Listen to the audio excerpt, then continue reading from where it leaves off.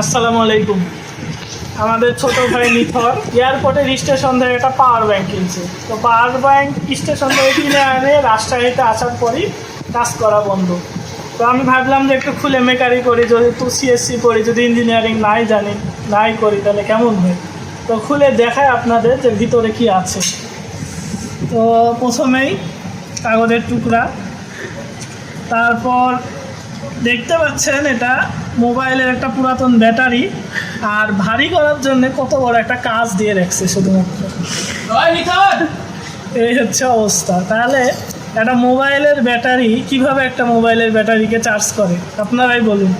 এর চরম বিচার।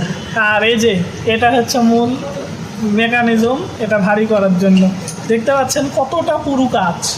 আর এই যে এটা হয়তো 50 থেকে 60 টাকা দামের একটা মডিউল, সেটার সাথে শুধু ব্যাটারি লাগাই দিচ্ছে।